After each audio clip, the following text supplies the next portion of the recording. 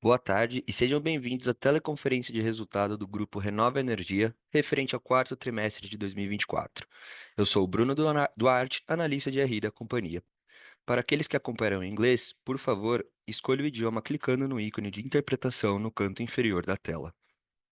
Estão presentes conosco hoje o Vitor Hugo da Silva, CFO e DRI, e Ricardo Martins, gerentes de RI e de novos negócios.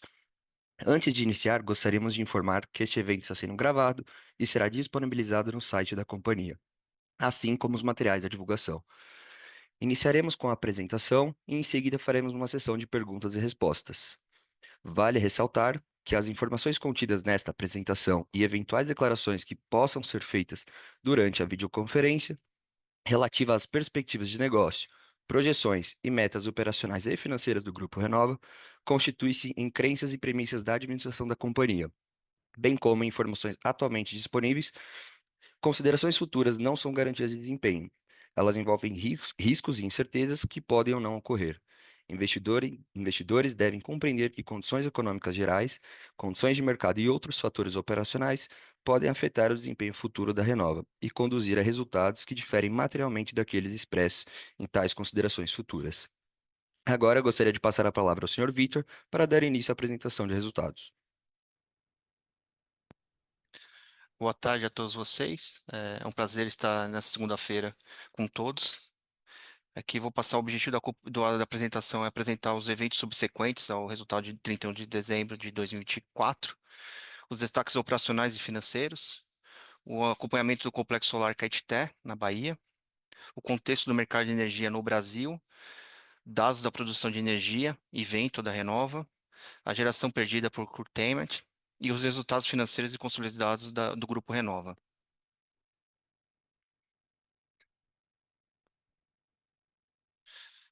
Antes de entrar nos números da companhia, gostaria de destacar a determinação, agilidade e resiliência da Renova em 2024. Foi um ano desafiador, mas conseguimos nos adaptar às constantes mudanças de mercado com muito empenho e dedicação de nossa equipe. Isso se reflete na nossa capacidade de inovação e compromisso com a excelência. Com grande satisfação, informamos que no dia 13 de fevereiro de 2025, concluímos com êxito o processo de recuperação judicial. Esse marco histórico inaugura uma nova era para a companhia, reforçando nossa preparação para nossos desafios e oportunidades.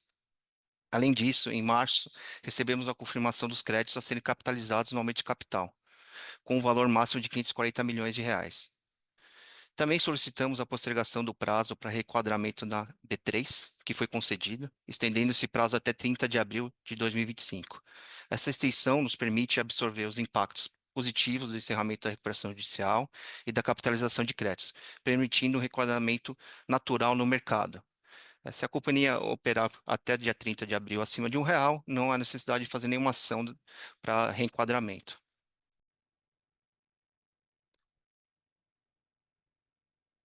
Indo para os resultados, os destaques operacionais da companhia, passando agora para os destaques operacionais financeiros do quarto trimestre da companhia em 2024, nossa geração líquida foi de 231 gigawatt-hora, impactado por um curtailment de 15,4%.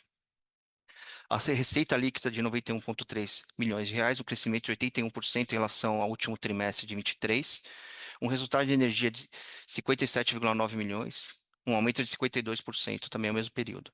O EBIT ajustado de 8,8 milhões de reais, um prejuízo líquido de 67,6, e no consolidado a geração líquida foi de 972 gigawatt-hora, impactado por um curtailment de 18,4%.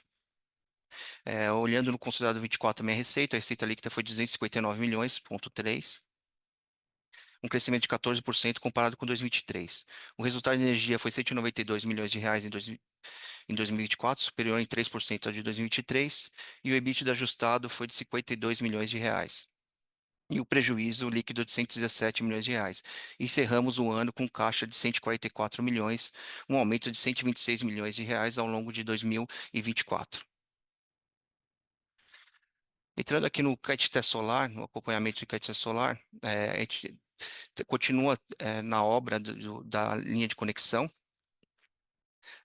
Essa linha era prevista para ter uma conexão no final do ano, porém teve mudanças de projeto, né, e houve um pequeno atraso. Hoje, o avanço da linha é de 75%, né, no final do ano era 58%, então tem um avanço significativo em relação ao final do ano.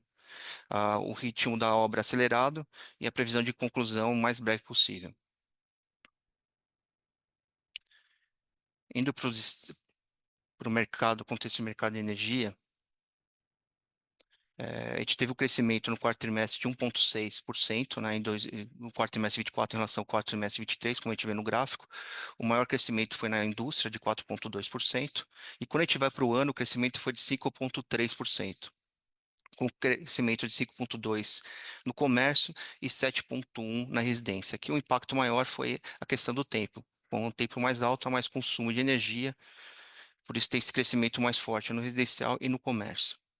Quando a gente olha para o PLD mensal, à direita, a gente vê um descolamento de preço entre o mercado Sudeste e Nordeste em setembro e outubro, com maior impacto nesse trimestre sendo em outubro, de R$ 30.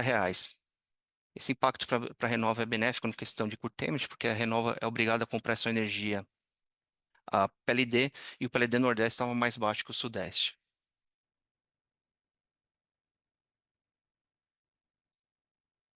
Um pouco dos dados de produção de energia e vento da companhia, né? Aqui no gráfico à esquerda tem a curva de potência da máquina, então ela atinge a potência máxima aos 13 metros por segundo, com vento de 13 metros por segundo, e ela, olhando aqui o gráfico, a gente percebe que teve uma geração, o vento foi um pouquinho mais baixo que a média do ano passado, para os ventos que estão acima de 10 metros por segundo.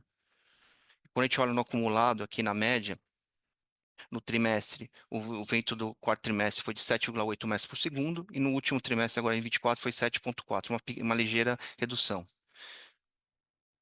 Que em relação ao certificado, em 2023 foi 11,3% abaixo do certificado, e agora no último trimestre de 24 foi 16,2% abaixo do certificado.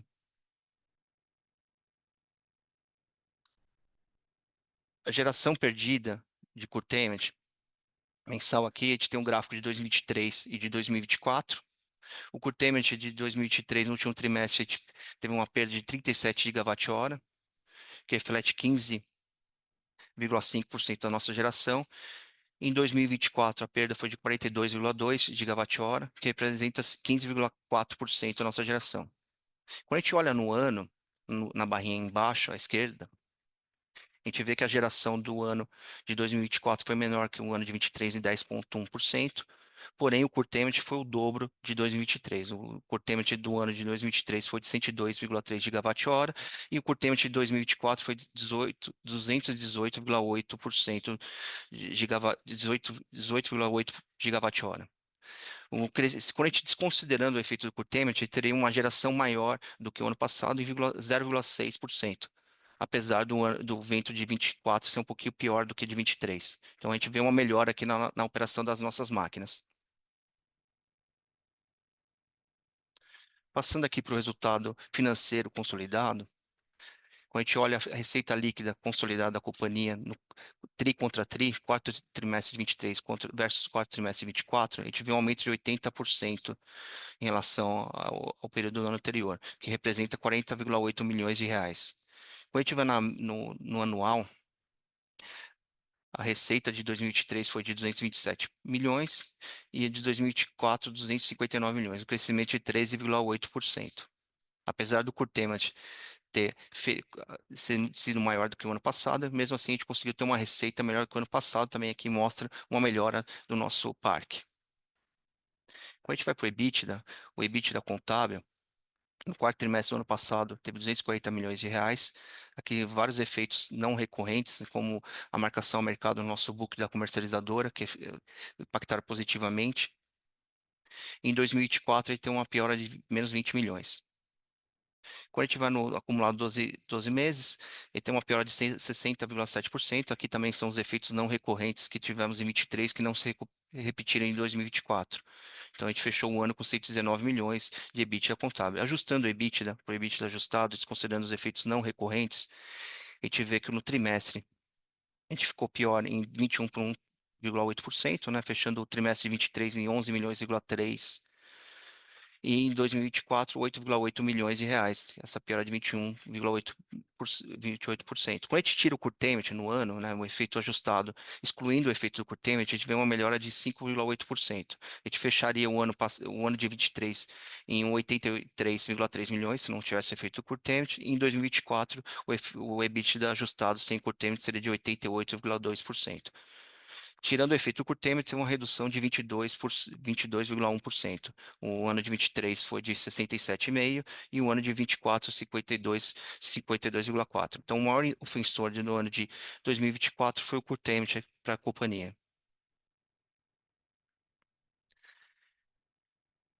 Indo no prejuízo líquido, mostrando o prejuízo líquido, fluxo de caixa, começando pelo prejuízo líquido, no quarto trimestre de 23, a gente teve um lucro de 125,9. Aqui o maior impacto foi o MTM da comercializadora, foi a marcação ao mercado da nossa carteira. E em 2024, o prejuízo foi de 67,6 milhões. Quando a gente olha o ano todo, o acumulado 12 meses, o prejuízo em 24, 23 foi de 9,2 milhões. Aqui também tem o efeito do MTM da comercializadora. E no ano de 24 foi um prejuízo de 117,1 milhões. Olhando o fluxo de caixa da companhia, ele tem uma geração de caixa operacional de 168 milhões, pagamento do PRJ classe 2 e classe 3 de 43,4 milhões e investimento de 1,6 positivo, porque teve venda de ativos para da Casa dos Ventos, para Casa dos Ventos. Então a gente fecha o ano 144,2 milhões, um acréscimo de 126 milhões de reais em relação ao mesmo período de 23. Entrando aqui na recuperação judicial, a gente, olhando aqui no gráfico à esquerda, tem o final do ano de 2023, a gente tinha um bi 351 milhões de dívida, e a gente encerrou 2024 com um bi 487 milhões de reais de dívida. O crescimento da classe 2 é questão de correção monetária, né, juros, a dívida toda está atrelada ao CDI mais zero, e no classe 3 teve entrada de novos créditos no classe 3, de 51 milhões de reais, por isso que tem esse aumento. Olhando aqui no pagamento, na recuperação judicial, a gente fez pagamento para a classe 2 de 18,4 milhões, classe 3, 24,4 milhões, e extraconcursal de meio milhão, totalizando 43,4 milhões de reais. E aqui no canto esquerdo, embaixo do gráfico, tem o fluxo de amortização com uma concentração grande lá em 2035. Então aqui a gente começa a ter amortização a partir de 2025.